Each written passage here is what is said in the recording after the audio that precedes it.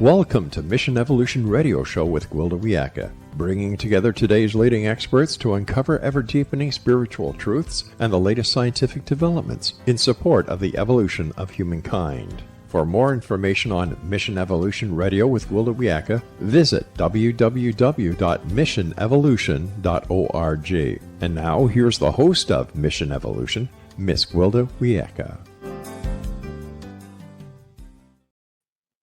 Effective leadership is critical for success, whether in managing our personal life, business, or communicating with others. Thus, evolving leadership is a natural consequence of our own evolution. Can understanding and using the Enneagram contribute to this evolution? Mission Evolution Radio TV show is coming to you around the world on the X Zone Broadcast Network, xzbn.net. With us this hour to explore the evolutionary potential of the Enneagram is Catherine R. Bell, author of The Awakened Company, Creativity and the Enneagram. Catherine, CEO and founder of The Awakened Company, helps leaders and organizations thrive through executive coaching, team strategy sessions, and webinars. An award-winning entrepreneur and best-selling author, she holds an MBA from Queen's University and is certified in the Enneagram. Catherine also founded the Awakened Project to assist women out of poverty. Her website, awakenedcompany.com. Catherine, thanks for joining us on Mission Evolution. Thank you so much for having me. It's such an honor and privilege to be with you. I think we'll have a lot of fun today. There was something in your bio that I wanted to touch into right up front because it perked my interest, and that's you help women out of poverty. How do you do that? So we founded something called the Awaken Project. And what we do is we partner with organizations to host events. And then the money from these events goes to an organization called Momentum, which helps women out of poverty by providing microcredit. So there's a specific fund called the Awakened Project Fund that if you go to Momentum or go to our website, awakenedcompany.com or awakenedproject.com, you can see where to link. We're going to be hosting an event in the new year where money will be going to help women out of poverty and to start their own business. So in other words, it's teaching women how to fish for themselves versus having somebody else fish for them. Very nice. Very nice. Well, thank you for doing that most important work. Your bio also says you are certified in the Enneagram. What is the Enneagram? The Enneagram is a profound personality roadmap for how we can be more present in our lives. So often people speak about, get present. Well, what does that really mean? And what are our lenses in terms of and our defaults in terms of how we relate to presence? So the Enneagram provides 9 specific lenses in terms of our defaults. And it also shows how to get out of those defaults. And we know, Gwilda, that the highest performing leaders are those that are self-aware. So it provides a roadmap for how do we become more self-aware so that we can become empowered as leaders, yet only 10 to 15% of leaders are actually self-aware. So becoming more self-aware in the leadership of our own life sounds pretty important. Does it help with that? Incredibly important. Often organizations, we speak of what is an organizational vision. Well, how can we have an organizational vision when most leaders don't even have a personal vision? So how can we lead at the collective level when often we're not leading at the personal level? And from research, we know we have about 60,000 thoughts a day. 85% are repeating, 95% are negative. So how can we all create our own personal vision or personal aims, which are the micro actions to get to the vision, so that we can empower a better world for all? That's the invitation, but it's taking the pause and looking at who and what are we really? And what is our particular facet to contribute to humanity? I believe everybody has an important contribution to make. However, do we understand ourselves enough? Well, leadership is interesting because if we can't be effective leaders, we can't be effective parents. If we can't be effective leaders, we can't be effective partners. And you're telling me that what percent of people are self-aware? 10 to 15%, and this is based on a study by Harvard Business Review. Now we're talking about leaders, not just people in general. Yes, we're talking about leaders. Okay. But I would say the same. And our first leaders are our parents. So how, as a society, if we aren't taught how to lead, then how can we possibly, and often people are promoted into leadership positions and not taught. So at Awaken Company, we help to teach people what is leadership? What does it mean to be a leader? And unfortunately, the majority of people are not self-aware. So this is our invitation to become more self-aware. For everybody listening, one micro thing we can do is to understand what are our gifts, what are our work-ons, and to create a personal vision for ourselves, and then call ourselves forward with that personal vision. So let's work into the Enneagram again a little bit deeper. Mhm. You say it provides a lens or what our default settings are. Does that mean our default settings, like being our patterns coming from our woundedness, things we've learned from our parents versus our natural expression? What are those lenses? Yes, so there's 9 lenses, and let me walk you through the different lenses because I think it's very, very important to understand what those are so that we can begin to understand our defaults. So the Enneagram 8, the lens the name of the type is called the Challenger. And so these are natural leaders. So their gifts are leadership, vision, strength. However, the invitation, the work on is to get in touch with their vulnerability and their heart. And in so doing, then it opens up the Enneagram. The Enneagram is a way of a portal for opening versus kind of contracting into our type. We're often all walking around contracted in our type. But once we know this wisdom, it's a portal for many other possibilities. So that's the Enneagram 8, the Challenger. And the Enneagram 8, 9, and 1, body types. So body center has to do with our relationship with anger. The next is the 9. The 9 is actually Canada as a country. Peacemakers. Peacemakers. So people who want to keep the peace, who see many, many, many different perspectives. Yet we need their voices to come forward right now, because often they keep quiet, or they kind of hum and haw. This could happen, or this could happen. But the invitation with the 9, get in touch with the anger and express yourself. Express yourself instead of always wanting to keep the peace. So 9, the peacemaker. 1 is the reformer. And these are the red penners of the world. These are the people who just want to get it right. And they want to live in integrity with their values and do what's important to them. And these are the people, again, they see everything that can go wrong, not everything that can go wrong, but when they walk into a room, they see everything that's not right. So the invitation with them is just to relax, because there is perfection and imperfection. So 8, 9, and 1, we have the Challenger, the Peacemaker, and the Reformer, body types. Now let's move into the heart.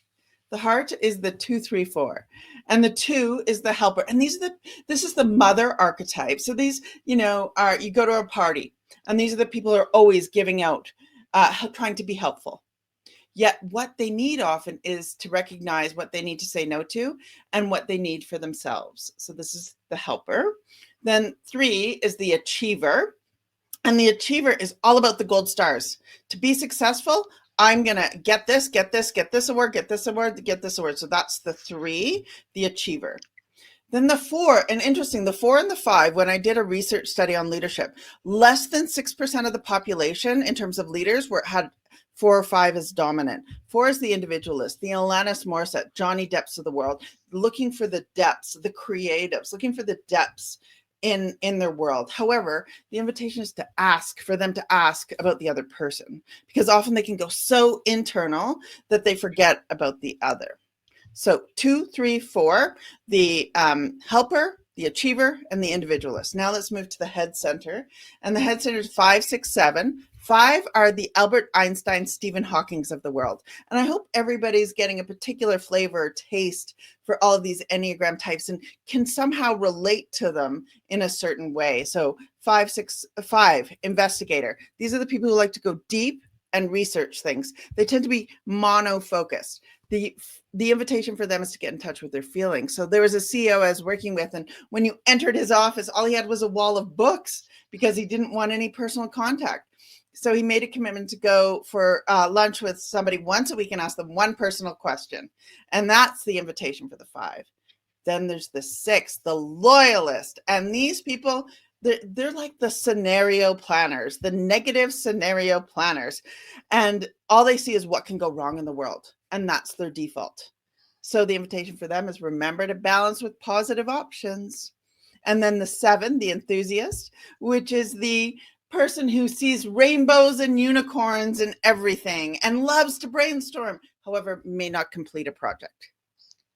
So 5, 6, and 7, head center. So I've given you a very, very brief. And of course, this is a very deep tool. So I've just given you like a moosh boosh of what it is that the Enneagram is. It really is a portal for how can we become more present in our lives? How can we become more present as leaders? So as I listen to you, I see where all these different lenses. If someone has been introspective and worked through some things that stick them in one or the other, they can surf whichever one is expedient at the time. Is that accurate? That's right. So what people can do is they can go to Awakenly, which is our app, and do a quick test, and it will show you what may be your Enneagram lens. And we also have a number of free YouTube videos. And Well, once we're we going understand, we're going once to have to we're going to once have to take a bit of a cliffhanger here because it's time to go into a station break. Catherine and I will return very shortly, so don't go away. This is Mission Evolution, www.missionevolution.org. Is leadership really necessary? With us this hour, discussing leadership, is the author of The Awakened Company, Creativity and the Enneagram, Catherine R. Bell. Catherine, it seems like we're coming into a time when people are becoming more independent. Do you see leadership as something that's really, really necessary this time, or do you think it's starting to slowly become obsolete? Or option number 3. what a wonderful question. I think true leadership is more needed than ever. And why do I say this? True leadership is about the elevation of the other and the creation of community.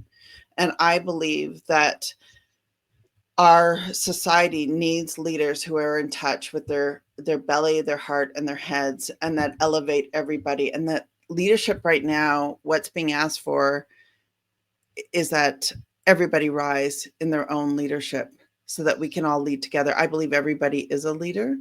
We just don't know how to lead. So I would invite everybody to get in touch with your personal aims. And one thing I'd suggest is everyone be familiar with transformational leadership and transformational leadership research. And there's 4 I's everybody must know. Individualized consideration. We must consider people as individuals. Intellectual stimulation. Ask questions. Inspirational motivation. We must inspire with our aim. And the last is idealized influence, which is where we live our values. When we know the 4 I's, we can all lead from a healthy place. And it is about the elevation of ourselves and the elevation of the other into our own potential. It is time for this new leadership too. And it's interesting because all the business research points to this. So are we willing to do it? So let's go backwards to Yes. the project of helping women out of poverty. Are you Mhm. using these principles to train them to become leaders rather than victims? Yes. Well, Momentum, the organization I partner with, absolutely is.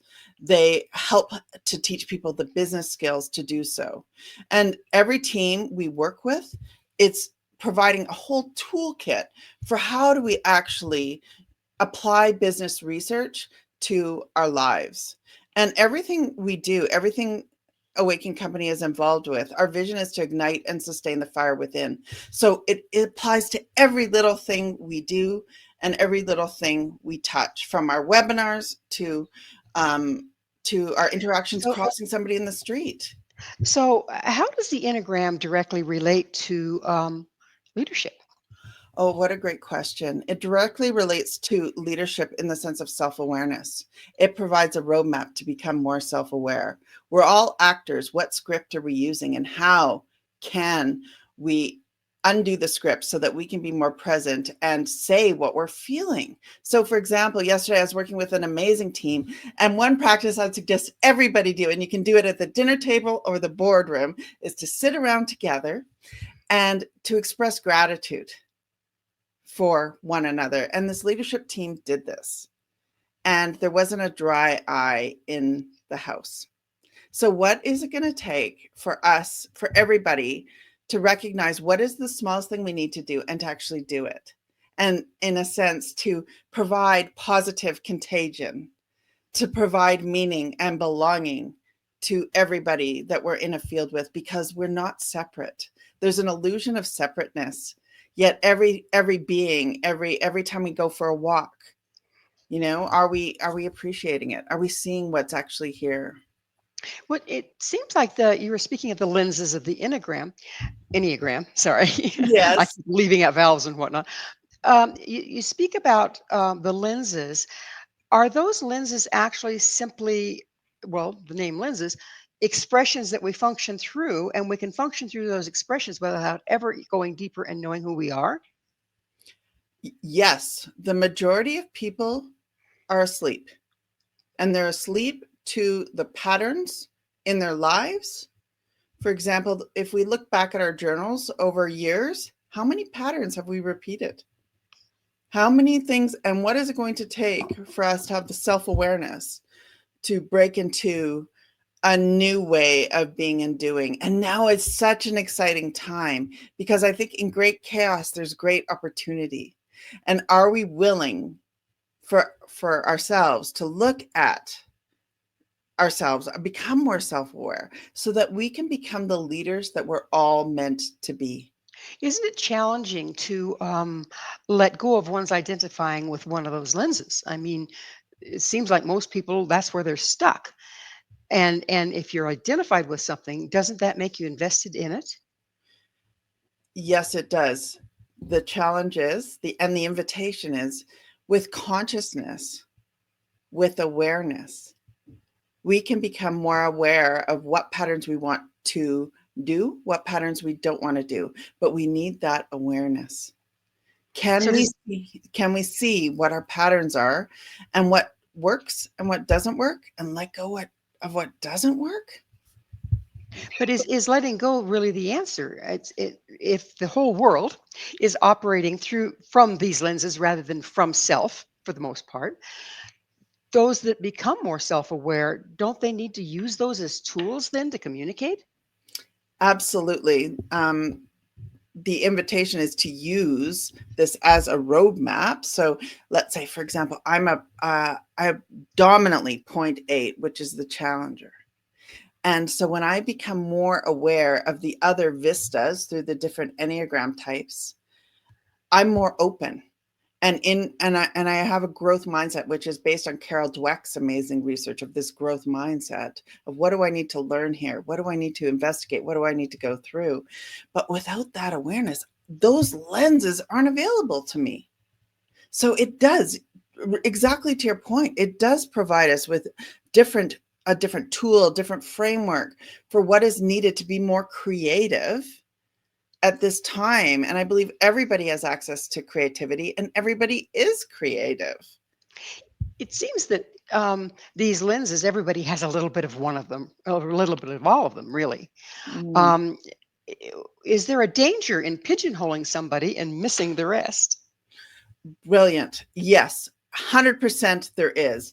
This tool was not meant to pigeonhole people. It was not meant to put people into prisons. It was meant to open up the doors to our perception of who and what we are. Because when we know our dominant default, we know we don't have to be the dominant default. And yet we are invited to consider, when we're in default, well, what serves us? What do we need to learn? And how can we walk through potentially 8 other doors? And I believe we all have Enneagram DNA. And when we know our Enneagram DNA, for example, I know I'm lower on certain scores, I can actively, by presencing, bring those up. So What do you mean by Enneagram DNA? Enneagram DNA. So we all have a certain amount of every type within us. Okay. So you said very accurately, we all have all 9 points within us, and that is true. And we have one dominant type. So understanding what our dominant type is, and then listing what we think or what we consider are our relationship to the other scores. So for me, 9 is quite low, the peacemaker. So how do I bring that up? And that is the invitation when we understand. But first is to understand what our default is. And then we can understand with our teammates, with our kids. It has totally helped me as a parent be a better parent. And to give kudos to my mother, who's a teacher, my mom, who is a teacher, taught me this first. So it just stems everywhere. So if we're learning the Enneagram and we understand that the risk is of pigeonholing somebody, because people like to feel, okay, I know what makes you work, therefore I'm safe. I know you. And we really don't, do we? Just because we know their major default. How can we better use it than to pigeonhole? How do we use it to work with a person? Yes, well, first of all, everyone must determine their own Enneagram type. The invitation, we do not type others. We also must recognize that all types exist within the other person, not just the one. So you do not pigeonhole the other person. We must begin the work on ourselves. So it's like you're saying, I'm not a 9. I'm doing a 9 right now. Yes, that's right. Yeah, and we are not our type.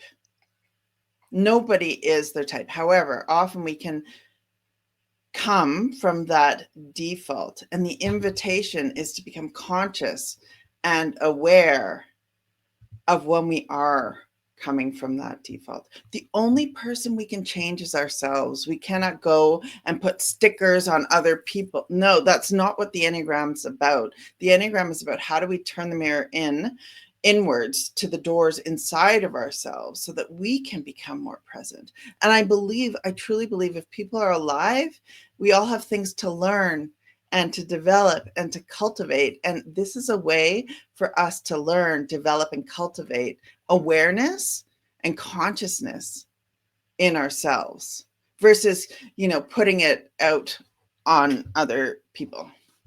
So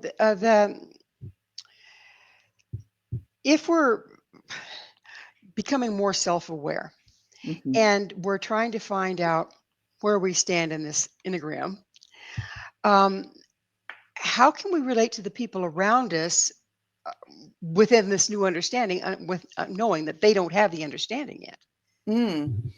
Invite them to understand. Invite them to consider and introduce the Enneagram to them. That's the invitation for in presence.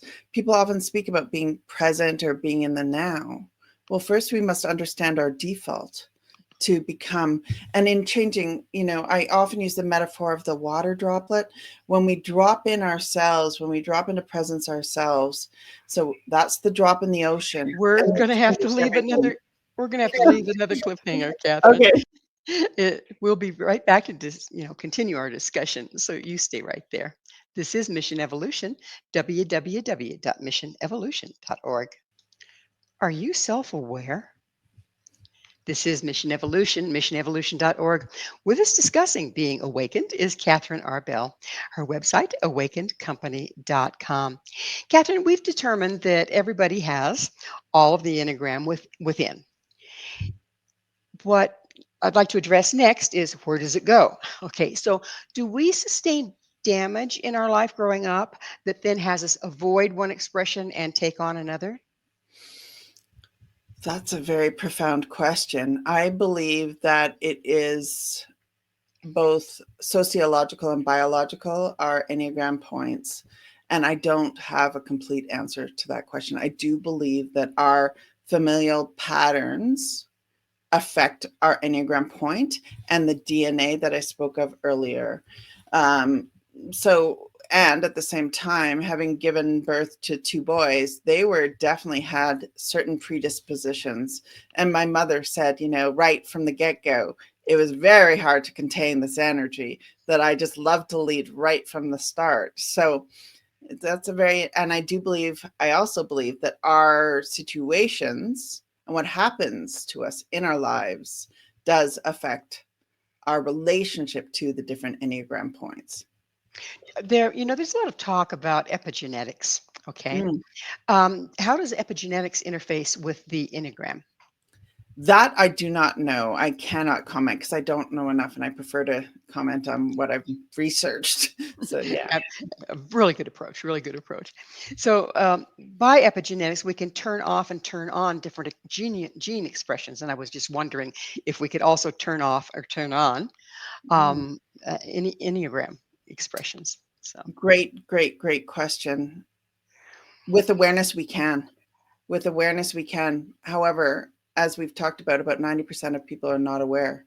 So we must become aware. What is our Enneagram type, our point, and how do we relate to all the different Enneagram points? And when do we want to open the doors on the different types? That comes with awareness. if we start to identify more with that awareness, with that self-awareness, with who we really are, does that grant more flexibility to dance the different lenses of the Enneagram? Yes, it does. It grants more flexibility and more possibility.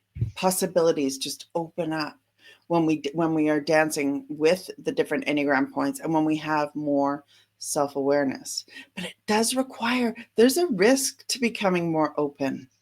So the invitation is, and I think that we're all here to live lives that aren't comfortable. Like we're meant to get out of discomfort so that we can fully experience our humanity. So, and that requires vulnerability, openness, trust.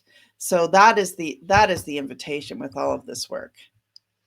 It is so easy to just stay stuck in a particular way of being, but then again, the brain atrophies around that eventually, doesn't it? It does. It does. And it goes on autopilot.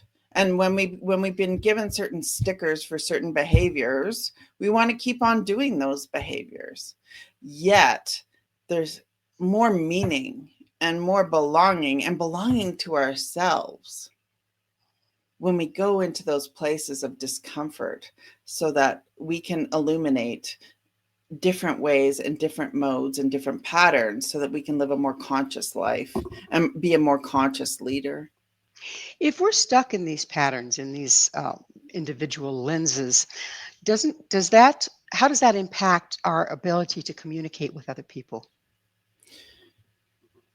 Well, it most certainly does, from our ability to communicate, from our listening perspective, from the way we use our voices, and the way we communicate with our environments. Most people aren't even aware that our context is always giving us signals for which way to go. So yes, it certainly affects our ability to communicate. And most people rate the worst time of their day as their time with their bosses. So how do we change this dynamic so that our communication is more positive? And we know that most people need have emotional bank accounts, and we need 5 deposits for every 1 withdrawal. So it's time. It's time for us to see all the amazingness that's happening around us and to speak it and to listen and to see and to taste and to smell. Perception is an amazing part of this, isn't it? If we're stuck in a particular lens, does that limit our perception? Yes, because we see what we affirm. Whereas if we really are present in our bodies and what we hear, what we see, what we smell, what we taste, what we feel, there's often different answers that are available to us and different questions that arise. And we must love the question, because the question, like your beautiful questions today, they provide a thorough thread for where we are to go next. If we need to build self-awareness in order to surf the Enneagram expressions, what helps build self-awareness? What helps build self-awareness is understanding our Enneagram type, understanding what our strengths and weaknesses are, doing 360s, getting other people's feedback on how do I show up? What are my gifts? What are my work-ons? And really listening to that feedback and creating a personal aim. Like often, if we don't have intention, positive intention, We will just go on automatic pilot, back to that negative mind that we spoke about earlier. What brings to mind is the old adage, walk a mile in another person's moccasins, right? So not only, from what I'm hearing you say, not only does being able to become self-aware and working the Enneagram help us become more authentic, but it also gives us the liberty of putting on somebody else's shoes. How can we choose to do that? First of all, grounding in our bodies and taking a breath with the other person and noticing their amazingness and quieting our minds, truly listening, and then modeling the highest aspect of the other person and seeing their potential. So it's pretty easy for a lot of us, depending, of course, on our expression in the Enneagram, to see the potential of another person. Can we also avoid being blinded by their patterns so that we're not looking at the potential and being taken out by their patterns? Well, even the term being taken out by their patterns is an interesting one, because when we are grounded and present in our bodies, we will not be taken out by somebody else's patterns, because we will be present to what is here and what is in the other person that is awake. And then by being present to what is awake in the other, we are awake to it in ourselves, versus going to, in many ways, the Enneagram is like, what are we awake to? What are we asleep to? And by seeing, I don't want what is asleep in me to be asleep in you, for example. And by it being asleep in me, then it creates a pattern in and of itself. So we must be awake to the awareness that is actually between us. And I believe relationships are a whole separate entity. Yeah. So that would require, again, be here now. The old adage, be here now. You can't read it from anywhere else, can you? No. And be here now is a very interesting topic, because there's such a thing as the fourth moment in time. What do I mean by that? All of us have memories of the past. We're present. And we also contain the future. So the fourth moment in time contains it all. And I don't think we all want to return to being a baby. No, we have wisdom. So that's by what I mean. It's a Dzogchen teaching of the fourth moment in time is being present with it all. And so be here now, it's really like a diamond. And there's so many facets to this diamond. And can we drop into the moment? And in that moment, then we're informed of so many other moments. If we are unable to drop into the moment and we're just living through the past or our dreams for the future, we can't be present with anybody else or ourselves, can we? We cannot. And often people are either operating from way ahead in time or way behind in time. And the invitation is to center ourselves. And the way we center ourselves is through our body, our breath, and sensation. And with leaders, I often work on, okay, what does it feel like in your body? What are your body senses telling you? And that's where it begins. But we're often hijacked into this future or this backwards or sideways. And the invitation is to drop into belly center and to sense our actual limbs, to sense our feet on the floor, to sense our head. And our head center is very important. Like people are like, drop the mind. We need our minds. We need our minds to love questions. We need our minds to drive properly. So we do need these three centers, the body, heart, and head, all online. Well, we're about to take a break, but when we come back, I'm going to ask you about that fourth center of spirit. Please stay with us as Catherine and I continue to explore creativity, the Enneagram, and leadership. This is Mission Evolution, www.missionevolution.org. Are some people leaders while others are followers? Which are you? This is Mission Evolution, missionevolution.org. We're continuing our discussion with Catherine R. Bell. Her website, awakenedcompany.com. Catherine, we'll get on to being a leader or being a follower, but first I want to continue where we left off on the last segment. And that was you talked about being, bringing together the mind, the heart, and the emotions. And I said, well, let's talk about what it means to, where does spirit play in here? Where does energy play in here? So would you continue, please? Mm. Spirit or mind stream is everywhere. And love is everywhere. Love is, spirit is. And the invitation is to drop into ourselves, to actually sense it in our bodies, and to know that it is also our source of great interconnection. That my spirit to your spirit, one and the same. And the same applies to everybody. No matter what, this is what I believe, no matter what tradition you're involved in, we all have this awareness and spirit. And can we allow that to shine through? And By relaxing. So does becoming self-aware, being aware of the mind, the heart, and the mind, the body, and the emotions, is that a doorway of sorts to the fourth level of spirit? Yes, our body is a portal to spirit.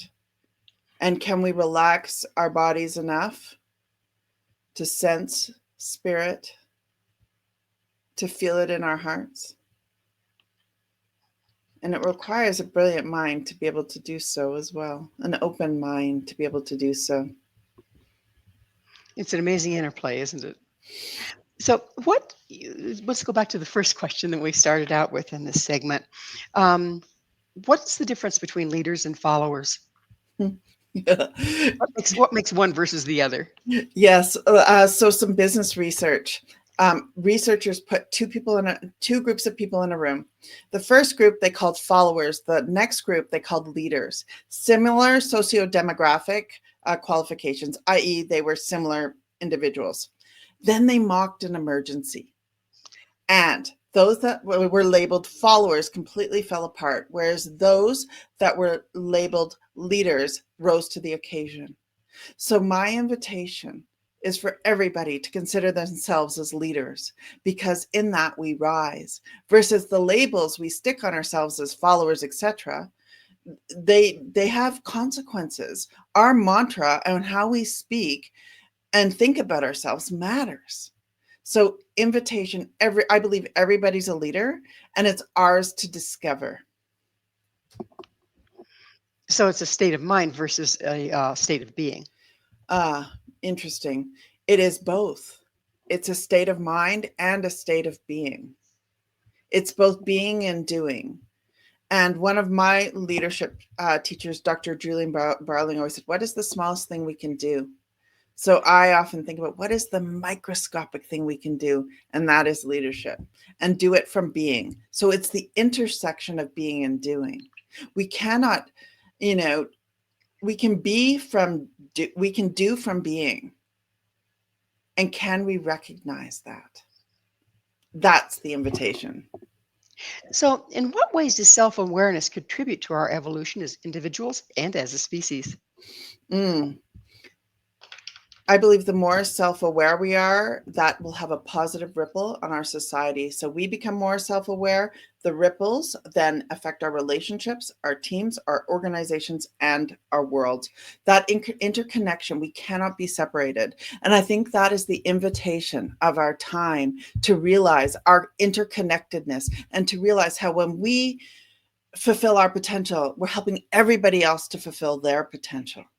That is the invitation. And are we willing to take a stand for ourselves? And in so doing, we take a stand for other people, and everybody rises and everybody is lifted. Well, Catherine, it's that time in the show when I get to ask you, what's your mission? So, my mission is to be a healthy, universal muse, radiating love, wisdom, and power in service to humanity and the planet. That's a pretty big mission. In what ways can the Enneagram contribute to individual and collective evolution? The Enneagram helps us to become more self aware. It can also be used as a very, very potent process map. So, we can use it in terms of how we create our businesses. We can use it in terms of how we use our creative process. It helps us, it provides a roadmap to be creative and to brainstorm and to question things.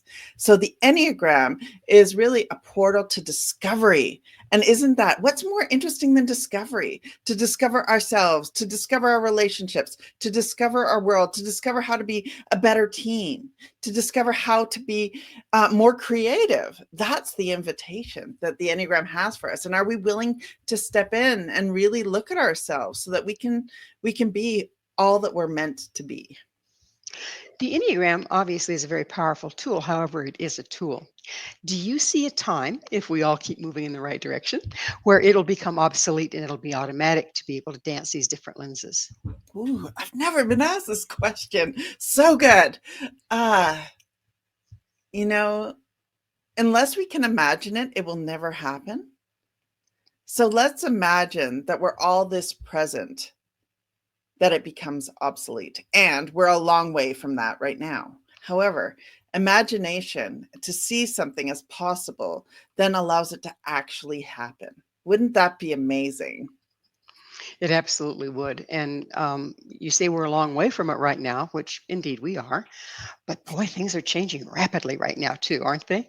They are. It's so exciting.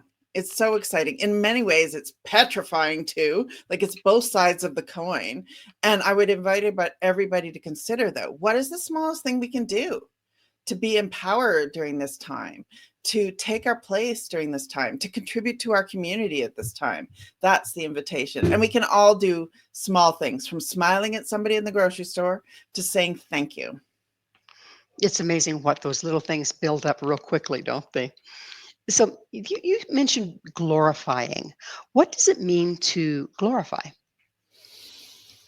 So to glorify means to hold up things like we've all been taught in our patriarchal society to glorify certain things. And I've been really working at myself. How do I unstick some of the old narratives that don't work? Command and control in businesses.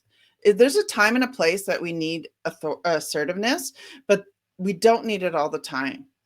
So I don't want to glorify old structures. As you were just saying, it's a great time of undoing. And how do we all undo the patterns that we glorify within ourselves so that new and fresh things that serve our society and humanity more can rise? So again, I have to ask, what do you mean by glorifying? It means to hold up without thank you. To hold up without question is to glorify. To hold So, up without question is to glorify. And I think we must question during this time of so it's what like is having an idol versus being in process with what we're giving credit to. exactly. And with the thought of how do people actually live and what is important to how I live and what is the manifestation of glorifying in ourselves so that we can shift that to what it is and who and how we want to really show up versus glorifying, consumerism or glorifying the relentless pursuit of profit. Often I meet with CEOs and they say, can you help me go from $0 to $1 billion like you did that other company? That's glorifying money. And that's not what this is about.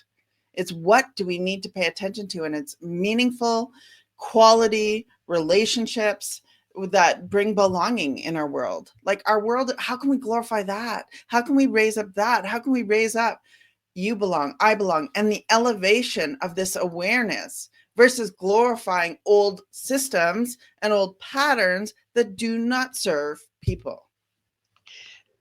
Is there a stage in our development where outside leadership becomes obsolete? I believe will always be interconnected, or I hope we will always be interconnected. And in so doing, what you do affects me and what I do affects you. So I don't think we can ever, I think we must always think from our internal perspectives as well as what our external environment is telling us and our feedback from each other so that we can rise together because we're all almost on a string together. So when one leadership affects another, leaders affects another, and we cannot deny that. In fact, I think we need more of that interconnection, not less. We don't need people alone on the internet playing video games. No, what we need, and I can't tell you, that's why I think we have a mental health epidemic, is because of this, radical aloneness, when what we were craving as a society is our connection with each other. That interconnectedness really is the ultimate answer, isn't it? Very much Well, so. unfortunately, Catherine, it's that time. We are out of time. Thank you so much for coming on the show. Thank you so much for having me, and also your bold, bold questions. I love them. Catherine is the author of The Awakened Company, Creativity, and the Enneagram. To find out more about Catherine, where you can find her book and all she has to offer, visit her website, theawakenedcompany.com. This has been Mission Evolution with Gwilda Wiyaka. For more information or to enjoy past archived episodes, visit www.missionevolution.org. But most importantly, please be sure to join me right here next time. This mission will continue, bringing information, resources, and support to our rapidly evolving world.